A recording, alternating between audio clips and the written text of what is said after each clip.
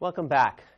Let's go back to Griswold versus Connecticut for a minute. I told you about the second Justice Harlan and how one of his arguments for the rightness of the result in Griswold, a case that said that the government couldn't make it a crime for a married couple to use contraception in the privacy of their marital bedroom. One of the arguments for the rightness of that, Justice Harlan said, was just a simple counting argument. You look at all the states, only Connecticut had passed this kind of screwy law, and this law was really inconsistent with basically American custom, tradition, practice, the lived experience of ordinary Americans. This is a chapter called America's Lived Constitution, and how do ordinary people live? They live their lives ordinarily free from government telling them if they're married what they can do in the bedroom. So that was just a counting kind of argument. He also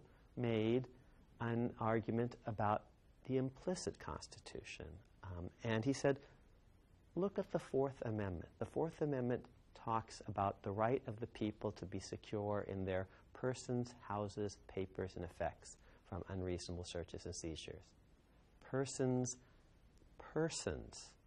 houses, papers, and then everything else effects. He says, why are they singling out houses above all sorts of other buildings, factories, for example, schools? Because they wanted to protect homes and the life of the home, the privacy of the home. He thought the Fourth Amendment, why are they talking about persons, people's bodies? Because there's a certain privacy that you have in your body. He talked about, Harlan did, he noted that the Third Amendment, which is about no quartering of troops in houses without some special congressional authorization. So both the Third and the Fourth Amendment single out houses, homes, for special protection. And Harlan said, doing a kind of implicit analysis, it's not just about protecting the property of the homestead. It's about protecting the home life within the homestead. And he's moving in this a case kind of away from narrow property conceptions toward modern privacy law.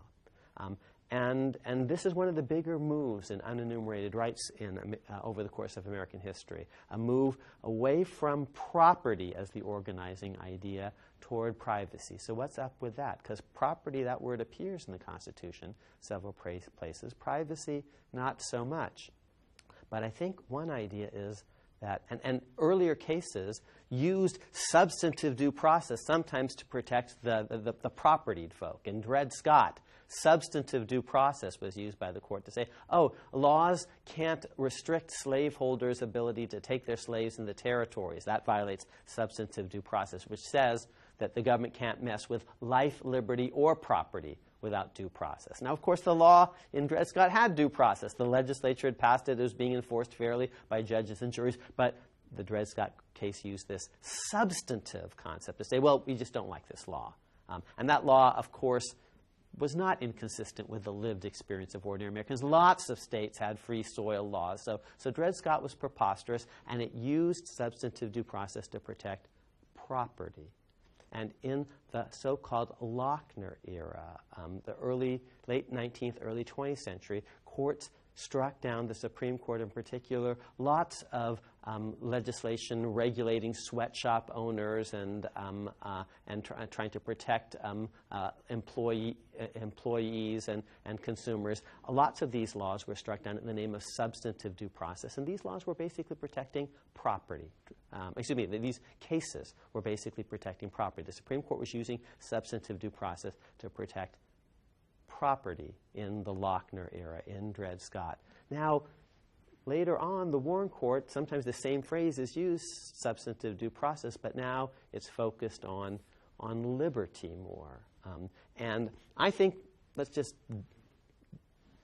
jettison the whole concept of substantive due process, because it comes from a phrase of the Constitution that talks about life, liberty, and property altogether. And if you can protect liberty by striking down certain kinds of laws, well, property too, and that could take us back to Lochner and Dred Scott.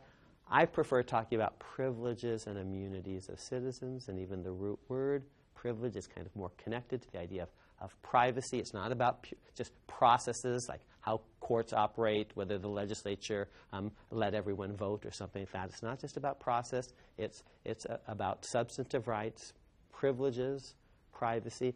What is gained when we move from property to privacy as our organizing metaphor?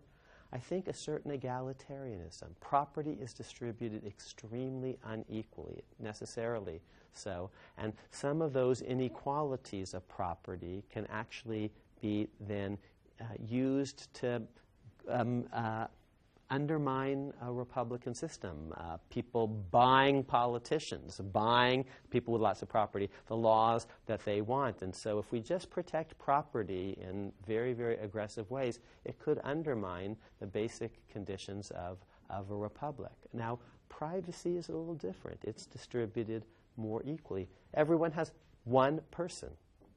And the rich fellow and the poor person alike has one person. You can only be in one bed at one time. And so in this emerging protection of privacy, and talk about privacy more than property, we see a kind of egalitarian instinct. Privacy kind of marries the best of property and equality. And I think this is one of the reasons that we see it. Let's take a case. Didn't talk about it in the last lecture, but could have. Gideon versus Wainwright. In Gideon, the court says that people have a right to appointed counsel. If you can't afford criminal defense counsel, if you're charged as a criminal defendant in a serious case, the government has to provide an attorney for you. Now, I'm not sure that the founders actually had such a right. It's not explicit in the Constitution, and the founders, in fact, did not recognize a right to paid counsel, appointed counsel in all felony cases. In capital cases, yes, but not all felony cases. But the court recognized this very famously in Gideon versus Wainwright.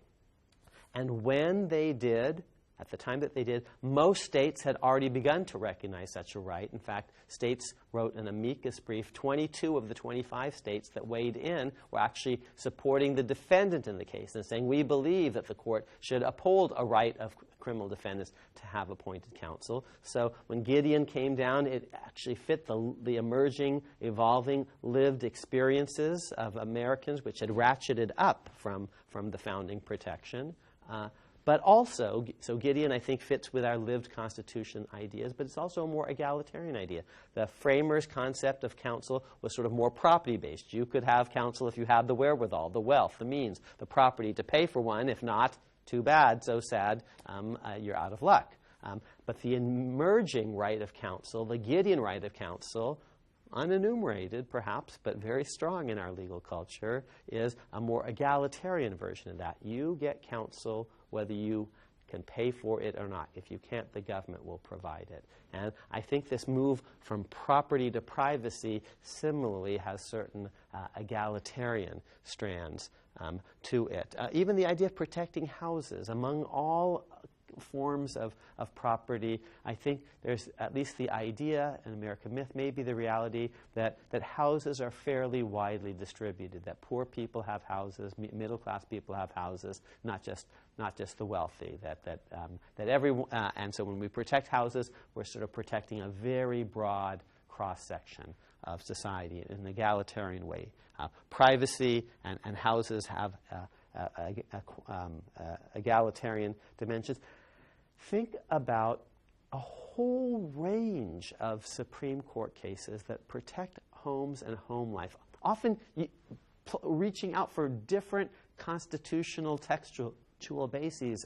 So, under the Fourth Amendment, there are special rules when the government actually penetrates the homestead, the curtilage of the home, or when the government shoots some magic ray gun into your home that can find out when you're taking a shower or going to the bathroom.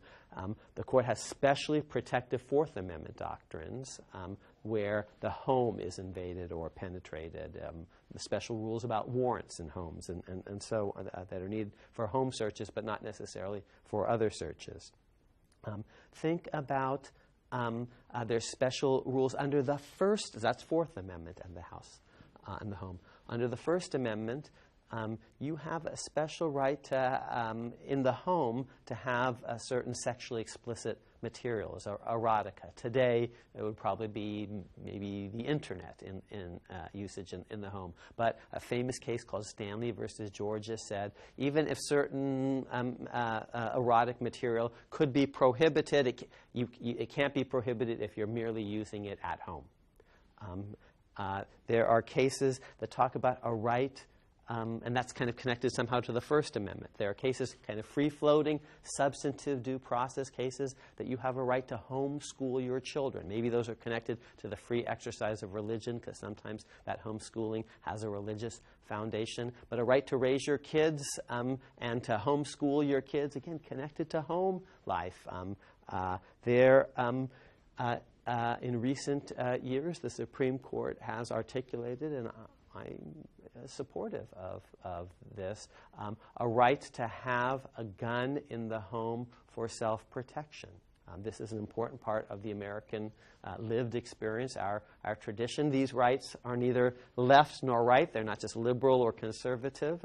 And so liberals might like the idea of sex in the home, and conservatives might like the idea of guns in the home. Frankly, both are deep parts of the American experience. They're part of our lived Constitution. And constitutional law is not the unique province of one side of the spectrum or the other.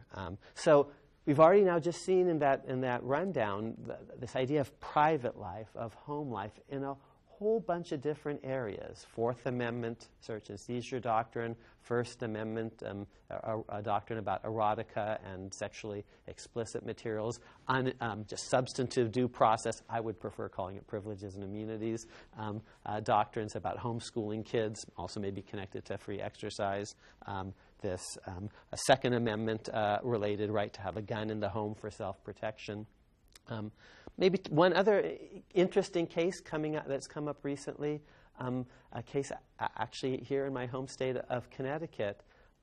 There was a woman, and she had lived in her house, I think, maybe for her entire life, and the government wanted to take that house and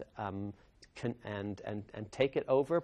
They said they were going to pay her a fair price, just compensation, but then they were going to take that house in turn and give it to a private developer who was going to tear down the whole neighborhood and build up some more expensive facilities that would improve the tax base. That was the theory.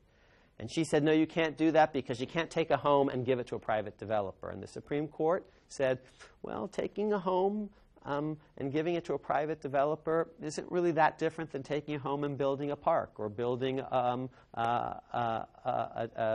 fort or a school or a road. And since the government can take private property for all of those other purposes, it can take it for this purpose if it really is trying to raise the tax base. That's what the court said. And people focused on this question about whether or not giving something to a private developer was really public use, because the Fifth Amendment says private property shall not be taken for public use without just compensation. So whoever was focused on, well, is it really public use to give this to a private developer? But I think, forget public use, part of what was going on in that case is this wasn't an ordinary piece of just property. It wasn't some investment property by some absentee landlord. This was her home.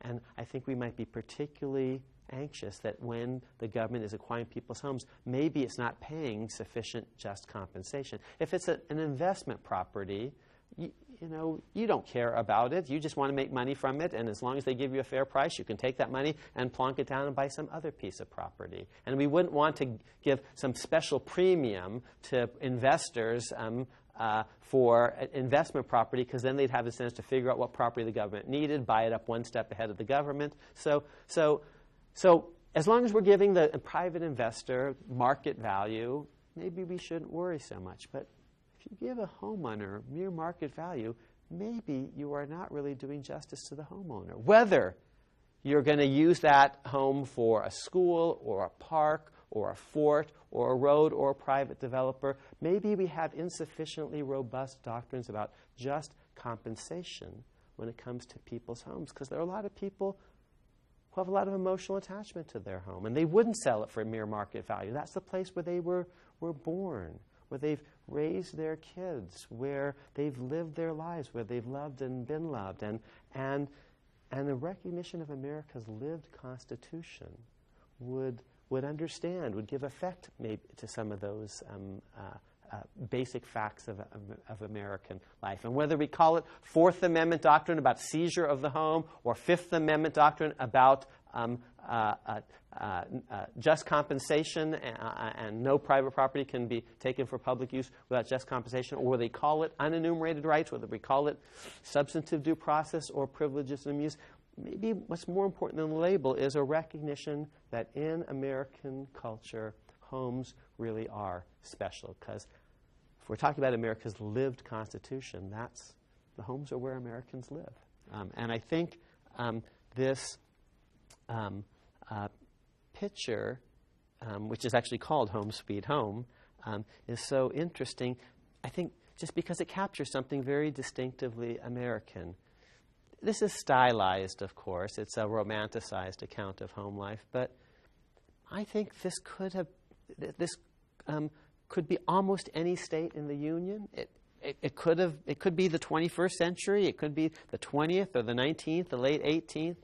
It has, some of these elements of domesticity and our celebration of home life, of domestic life, that have long been part of our American culture and that are recognized in America's unenumerated rights jurisprudence.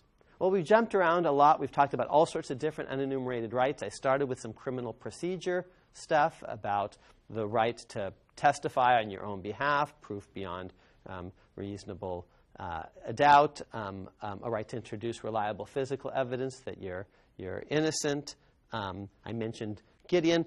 And then we talked about stuff having nothing to do with criminal procedure, like your right to be secure in your home. I want to go back one last time to the criminal procedure domain and tell you about yet another unenumerated series of rights where the key idea is counting and paying attention to America's evolving lived practices.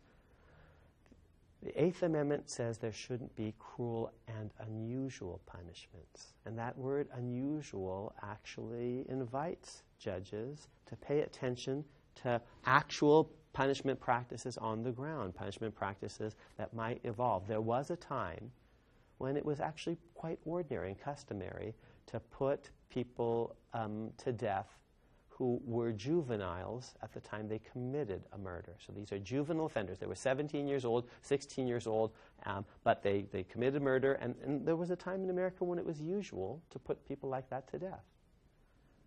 Today, that's become unusual.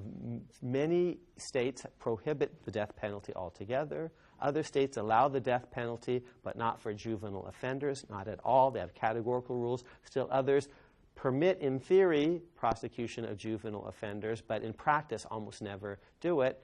And because of that, pretty recently, in the last decade and a half, the Supreme Court has weighed in and said, this practice of putting juvenile offenders to death has now become unusual. It used to be very widespread, but now it's become unusual because when we count, and we count all the states that prohibit the death penalty, and then the states that prohibit the death penalty for juveniles, and the states that permit it for juveniles in theory but don't really practice it, when we do a proper counting, it has become this practice unusual in America to put juvenile offenders to death, and therefore unconstitutional. The court did a similar thing with criminal defendants of low IQ, mentally impaired criminal defendants, even if they commit murder. There was a time when low IQ would not have spared them from the noose, from a hanging, from the gas chamber or the firing squad. So there was a time when these punishment practices were, in fact, common, usual, but now they've become uncommon, unusual, as state after state has moved away from that practice, either on the books or in actual application. And at the very moment that these practices became quite unusual, the Supreme Court weighed in a case saying these are now unconstitutional. So we see in this a kind of dialogue. The court is paying attention to social practices. It's a ratchet in that social practices can give us more rights than the text permits, but nevertheless, because the Ninth Amendment says there are unenumerated rights, not that there are all sorts of unenumerated limitations on rights. So basically, just to conclude, this part of this chapter, America has been a place in which we've been clear from the beginning that the Constitution lists some of the rights, textualizes. Some of them are written, but there are many unwritten rights, and these unwritten rights should be protected, and in fact are protected.